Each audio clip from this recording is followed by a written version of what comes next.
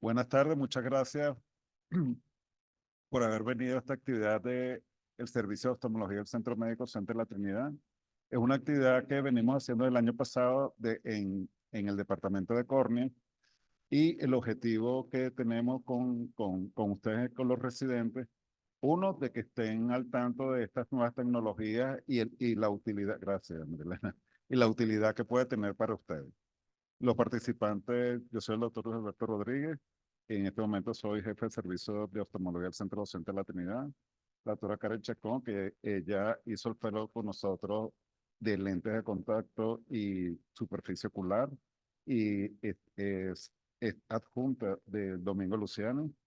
El doctor Luis Rodríguez Gutiérrez, que lo van a ver ahora en el video. Él está ahorita en Miami, en el Bascom Palmer. Y bueno, también esta es como un ensayo de posibles proyectos que vamos a tener conjunto con otros especialistas en el Bascom Palmer directamente con nosotros. ¿Ok? Entonces, bueno, bienvenidos. Y el tema es de Pentacan Ectasa.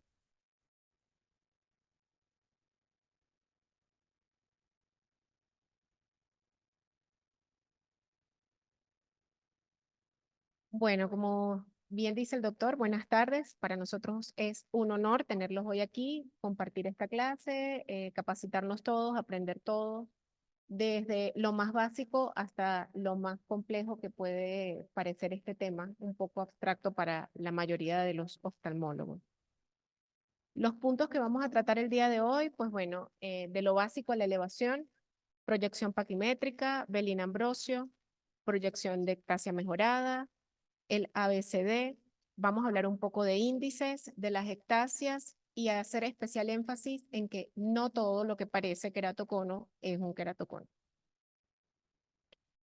Bien, iniciamos entonces hablando un poco de la córnea, este órgano tan importante desde el punto de vista refractivo, el que tiene el mayor poder dióptrico para la visión del paciente y que contamos con tantos equipos para evaluarlo desde diferentes puntos de vista, evaluándolo anterior, posterior, en grosor, en diferentes ángulos. Contamos con muchas tecnologías que han ido evolucionando a lo largo del tiempo, pero que hoy especialmente vamos a hablar de una de las más completas y de la que nos arroja más datos para saber perfectamente cómo está la córnea, si es una córnea normal, si es una córnea que está presentando alguna ectasia y si podemos detectarla a tiempo para tratarla oportunamente.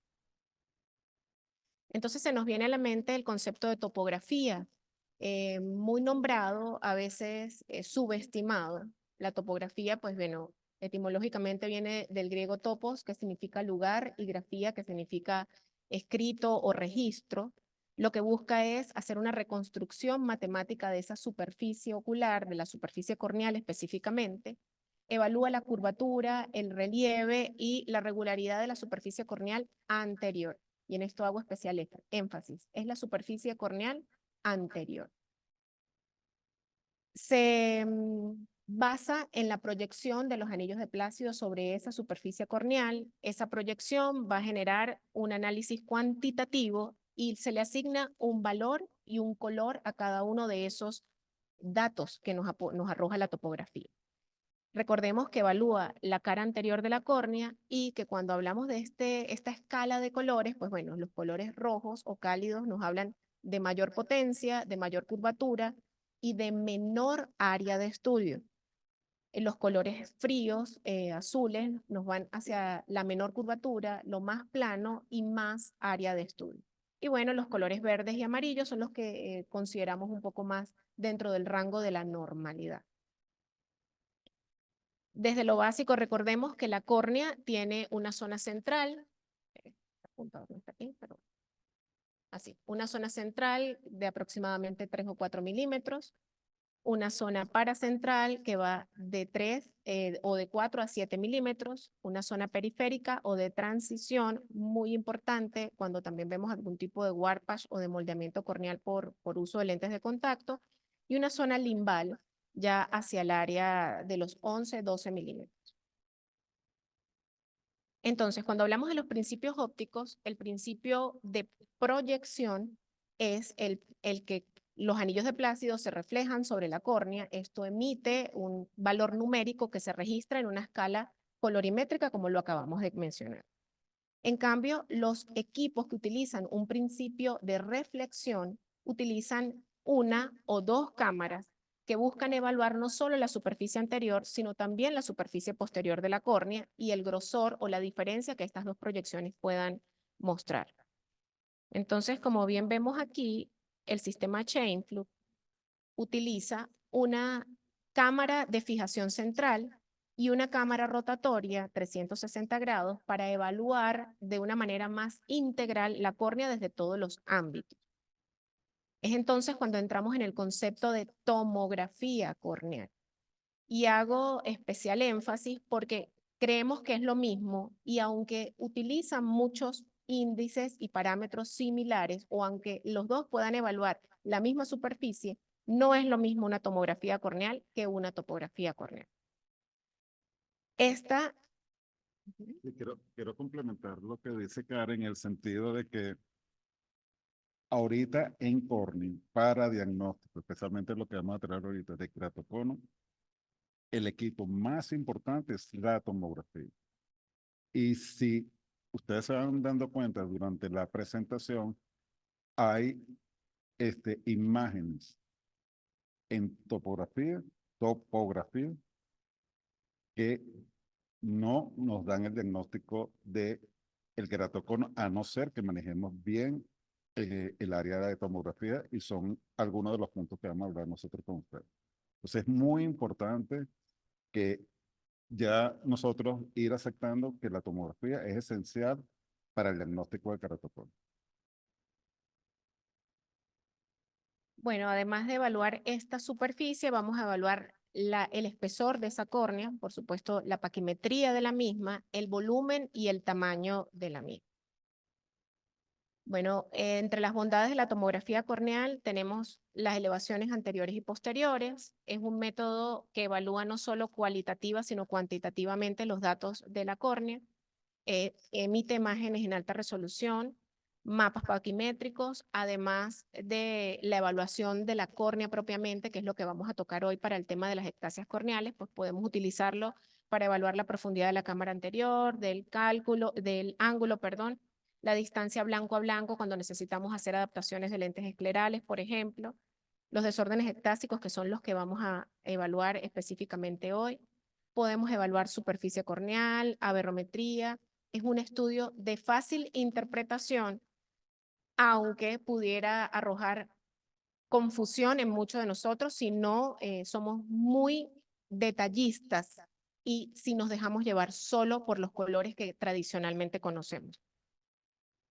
Bueno, es ideal para hacer el tamizaje de los pacientes que son candidatos a la cirugía refractiva. Entonces entramos en el Pentacam, que es el estudio el equipo en el que nos estamos apoyando hoy en día para evaluar este tipo de ectasias corneales. Utiliza una cámara central y rotatoria, hace 50 secciones ópticas en 2 segundos, evalúa desde 500 hasta 2700 puntos dependiendo del equipo y del modelo. Y bueno, nos arroja desde 12.000 hasta 138.000 datos. Es muchísimo lo que podemos evaluar con el Pentacam.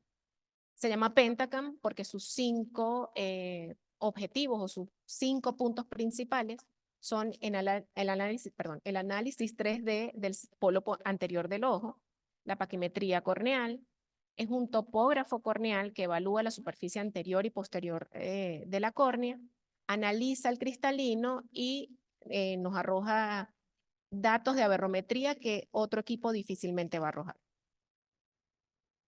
Tiene muchísimas aplicaciones en cuanto a salud visual, pero ahora nos interesa el potencial que tiene para el diagnóstico de ectasias subclínicas o tempranas y para el queratocono. Entonces, en cuanto a este diagnóstico, vamos a conversar ahora con el doctor Luis Rodríguez Gutiérrez, que nos va a dar una apreciación muy interesante de lo que son las ectasias corneales. Ok, bueno, como se podrán imaginar, algo estaré relacionado con el otro Luis Rodríguez que está allá en el auditorio. ¿Me escuchan? Ahora sí. Ok. Bueno, si quieres. Bueno, entonces el día de hoy vamos a hablar de diferentes enfermedades, de algunas ectasias, de queratocono, queratoglobo, degeneración marginal pelúcida. También vamos a tocar el tema de la diferencia entre lo que pudiera ser sospecha de queratocono o queratoconos clínico y cuándo pudiéramos llamar a un queratocono, asimismo, queratocono frustro, y tocaremos el tema de ectasia post-LASIK. Bueno, con respecto al queratocono, desde 1695 se viene hablando de esta enfermedad.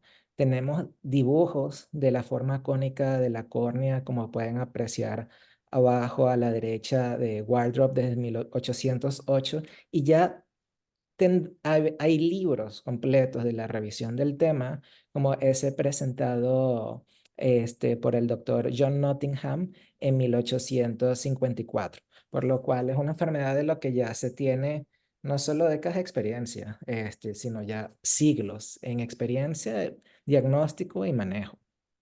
Siguiente diapositiva. Vamos a hacer ahorita primero un overview de estas tres entidades que algunas veces nos pudieran causar un poquito de confusión en el momento de hablar de ellas. El queratocono es bastante frecuente y es bastante frecuente sobre todo en países más tropicales como lo es Venezuela, en países en los que la alergia es bastante frecuente.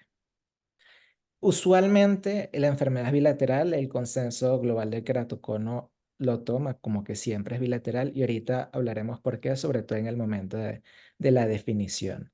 Usualmente el adelgazamiento es más paracentral inferior y donde vamos a ver más la protrusión es hacia el área más fina de la córnea.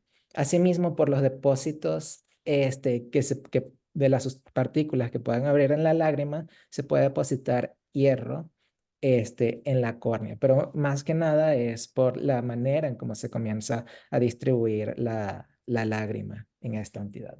Respecto a la generación marginal pelúcida, no es tan frecuente.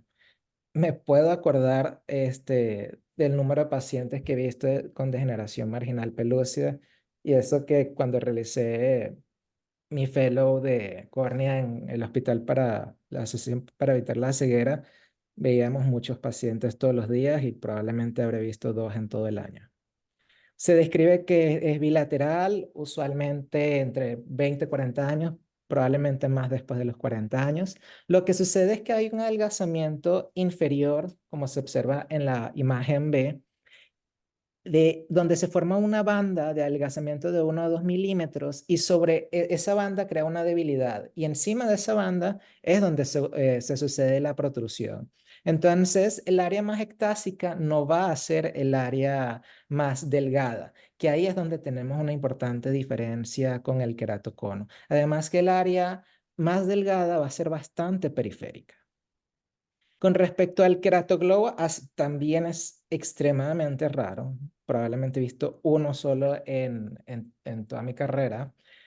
Y se describe que es bilateral cuando está asociado a que sea congénito. También puede haber se ha descrito que hay variantes adquiridas, pero esas pueden ser más unilaterales. Aquí tenemos una protrusión de limbo a limbo y un adelgazamiento generalizado.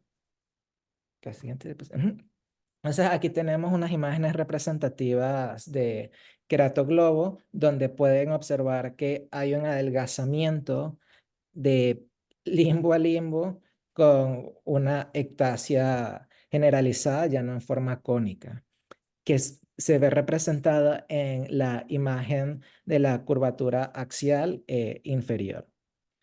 Y a la derecha podemos observar una degeneración marginal pelúcida en un paciente que se le iba a realizar una cirugía de catarata ya en el servicio.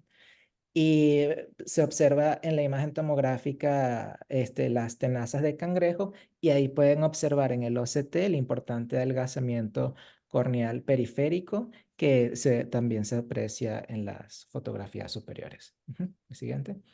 Y Karen va a tocar un poquito más adelante ese tema, pero en estos pacientes es importante revisar el mapa de progresión paquimétrica, porque aquí en estos pacientes vamos a tener como una imagen inversa. Usualmente va acompañando un engrosamiento progresivo del centro hacia la periferia y en estos pacientes vamos a tener lo contrario. Va a haber un adelgazamiento progresivo hacia la periferia y como ustedes pueden ver en la imagen paquimétrica inferior, el centro de la córnea está escrito en 551 y hacia la flecha pueden ver cómo se está yendo hacia 506. Y eso que todavía no nos hemos ido hacia más periférico, hacia el área del adelgazamiento, porque muchas veces la tomografía no logra abarcar en esa área. Usualmente en el Pentacam lo tenemos a un área de 8 milímetros, se puede expandir a 9 milímetros, pero usualmente no es posible detectarlo y tal vez nos necesitemos apoyar de algún OCT de segmento anterior. La siguiente. Bueno, ¿qué es queratocono? De las primeras definiciones más aceptadas vinieron de todos los estudios de videoqueratografía realizados por el doctor Jaron Rabinovitz. Eh, en estas etapas también el diagnóstico se apoyaba mucho en la clínica y en la topografía. Entonces, todas estas definiciones van a venir derivadas de eso. Aquí se define queratocono como un adelgazamiento estromal corneal acompañado de estrías de Vogt, del anillo Fleischer, el signo de Munson y la imagen en tijera en la quiasquiopía. Se definía en ese momento también como queratocono temprano cuando no se encontraban hallazgos clínicos, pero sí reflejo en tijera y una imagen topográfica como un moño asimétrico, desviación del eje radial. Y un paciente con sospecha de queratocono cuando no había hallazgo clínico, no había reflejo en tijera en la esquiasquiopía, pero sí una imagen topográfica con desviación del eje radial o con un moño asimétrico. Y la siguiente. Pero evidentemente ahora que ya tenemos la capacidad de apoyarnos un poco con los cambios que se pueden detectar en lo que está sucediendo en la parte posterior de la córnea, asimismo puede cambiar un poquito la definición. Entonces, la doctora María Enríquez, venezolana, ahorita radica en Perú, eh, publicó este artículo que yo creo que sí vale la pena que lean. Está muy interesante porque hace una revisión de las definiciones actuales y ella lo que nos está comentando es que queratocono propiamente es cuando hay un hallazgo clínico de los que ya hemos hablado, apoyado por una imagen topográfica o tomográfica que la apoye. Se dice que es queratocono subclínico cuando tenemos una revisión en la lámpara de hendidura normal, pero tenemos una topotomografía sospechosa en el ojo contralateral. Entonces, un ojo con queratocono clínico, el otro ojo clínicamente nada, topotomografía sospechosa.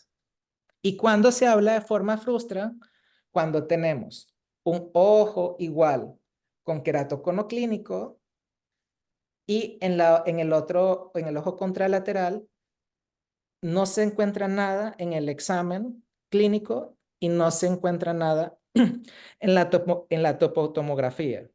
Pero aquí también nos deja con algo importante. ¿Qué pasa cuando estamos evaluando para un paciente de cirugía refractiva y nada más encontramos cambios en la cara posterior?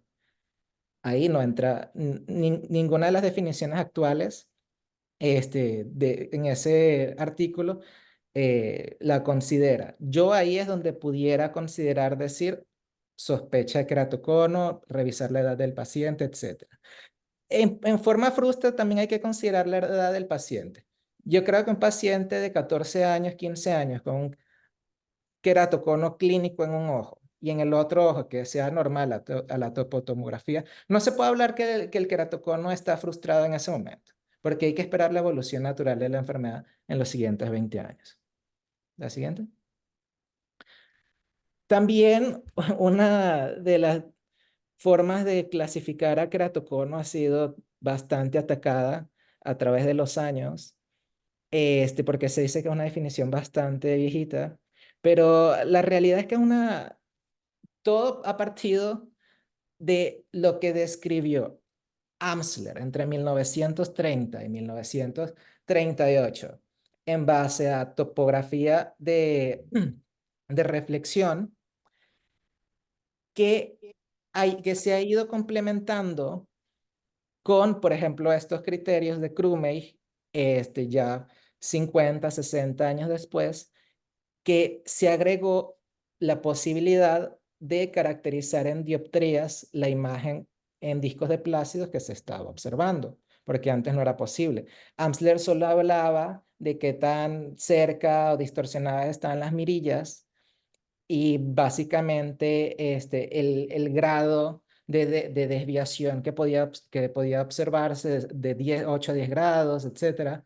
Y ya Crumey comienza a hablar de grosor corneal, radio de poder de la córnea menor a 48, menor a 53, más de 53 y 55.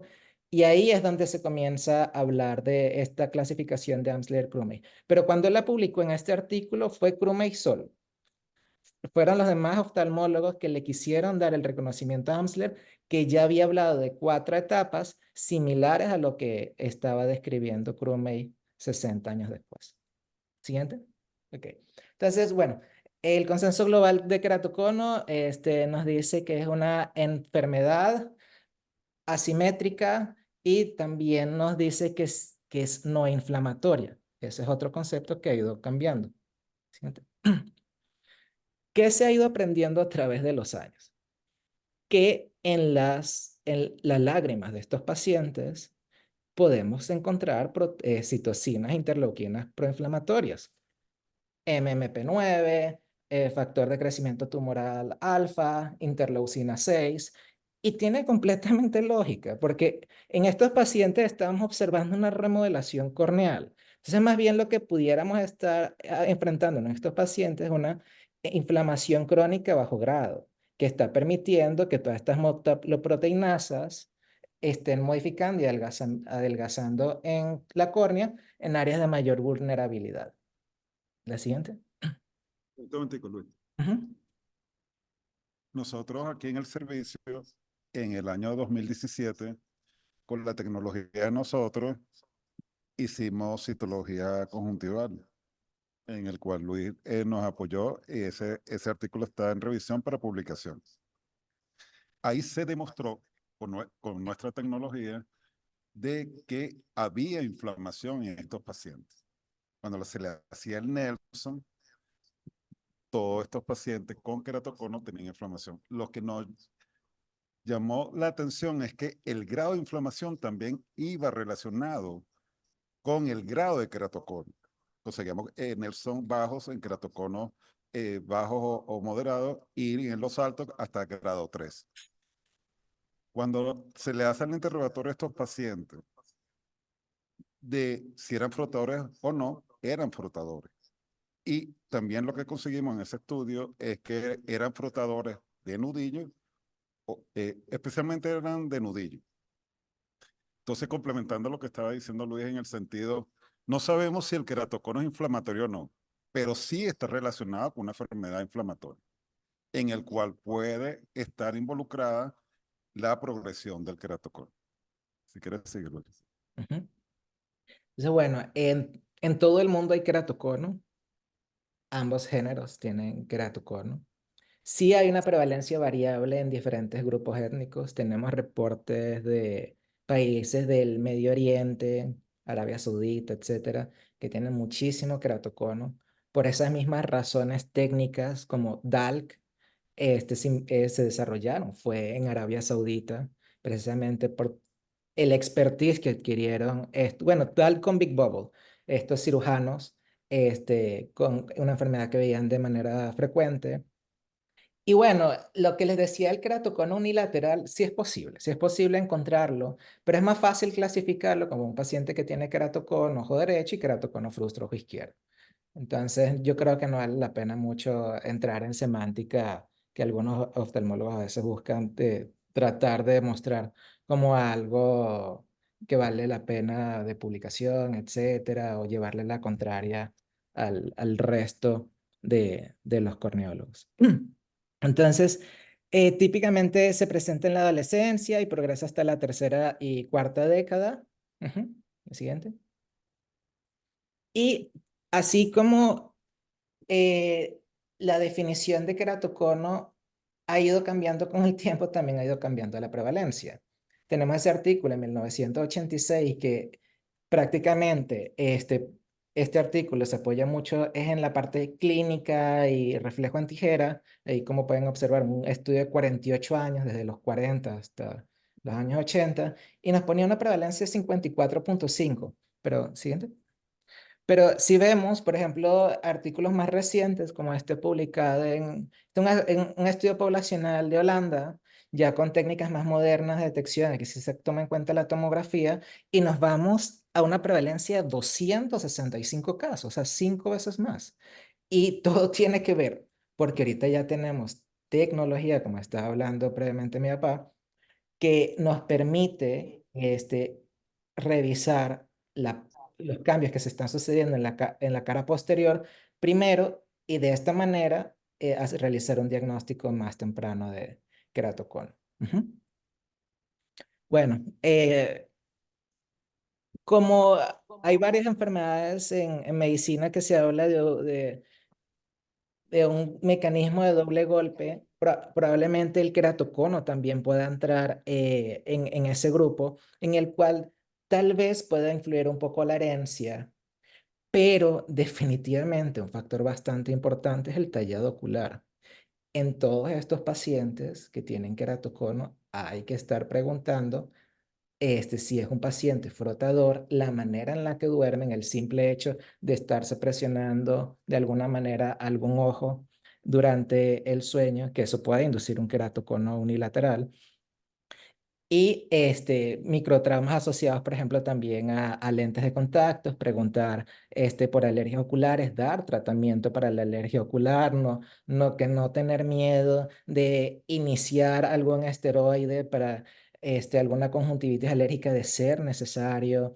Se pueden usar diferentes antihistamínicos por periodos de 3 a 6 meses en caso de requerirse. Y bueno, como les estaba comentando, si pudiera haber un componente hereditario, es asociado a que si una persona tiene queratocono, que un familiar allegado puede tener hasta 1 en 20 de riesgo de queratocono. Ujú. Siguiente. Permíteme un tico, Luis. Quiero hacer su observación en lente de contacto.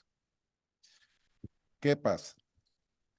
Históricamente, si hay un concepto de que el lente de contacto para el queratocono. Hay foros de pacientes que dicen, si ese médico te dice eso, vete a otro médico. ¿Por qué le hago hincapié en esto? Porque los que manejan lentes de contacto enmascaran muchas veces la enfermedad. Y Karen y yo que estamos trabajando muy en conjunto en la parte del lente de contacto y queratocono, es muy importante que estos pacientes con queratocono y lentes de contacto estarle haciendo los estudios topográficos para evaluar cómo van. Y me puedo adelantar en algunas cosas. Eso no significa que ellos sigan con el lente de contacto, pero si va en progresión, yo puedo tomar medidas como colocar un crosslinking y después volverle a colocar el lente de contacto. Entonces, esos son los conceptos también que han estado cambiando con la parte de microtrauma. Los lentes esclerales están tomando cada vez más fuerza en los pacientes con queratocono, sobre todo queratocono avanzado. Yo me quedo sorprendido la agudeza visual de estos pacientes, cada vez 72, cada vez 73 y 20-30. ¿Ok? Entonces, esos son conceptos nuevos que se han estado modificando con respecto al manejo. Puedes seguirlo. ¿Sí?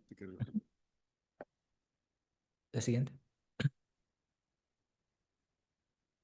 Ok, bueno, como hemos hablado previamente, está asociado con enfermedades atópicas, vernales, síndrome de Down, en estos pacientes hay una prevalencia de 10 a 320 veces más que la población general, evidentemente en pacientes con desórdenes de colágeno, asociaciones oculares, retinitis pigmentosa, amaurosis congénita de Leber. Estos pacientes constantemente se están tallando para estimular ahí la retina para poder tener algo, un estímulo visual. Entonces hay que estar pendiente de esos pacientes también. Ujú. Y bueno, aquí tenemos una lista de todas las enfermedades que se han relacionado con queratocono. ¿Siguiente? Como les venía hablando, en esta entidad hay un desbalance entre el aumento de las proteínas que están degradando la colágena y la disminución de inhibidores como el TIMP que evitan un adelgazamiento estromal. Por eso se ha ido cambiando hacia el concepto de que sí está relacionada a inflamación. Y no solo eso, tenemos mayor liberación de interleucina 1 en respuesta a los microtraumas y queratocitos, que son el andamiaje para el colágeno y la matriz extracelular estromal, que tienen más receptores hacia la interleucina 1 y se induce apoptosis en esos queratocitos. Entonces, como decimos en Venezuela, los queratocitos entran en un suicidio colectivo, se mueren, liberan interleucina 1, otros están más sensibles y entonces se vuelven a seguir una apoptosis y entran ahí en un círculo vicioso. ¿La siguiente? Como les he comentado, este grupo de Rohit Shetty se ha enfocado mucho en el diagnóstico, bueno, en la identificación de citocinas, interleucinas en ojo seco, queratocono, enfermedades autoinmunes, y ellos han descrito que se ha encontrado MMP9 elevado, factor de crecimiento de necrosis tumoral alfa, interleucina 6 ha aumentado, como ya hemos hablado previamente. Y bueno, la idea de ellos es hacer como paneles de detección para ojo seco, para queratocono, para enfermedades autoinmunes, todo a través de una tirilla Schirmer que uno pueda insertar en un multiplex de ELISA y en un par de horas tener un estudio también de gabinete de apoyo. ¿La siguiente? Ok.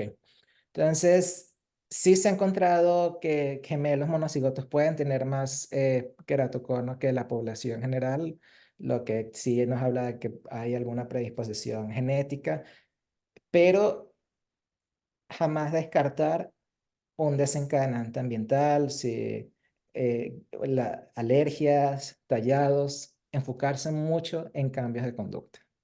La siguiente.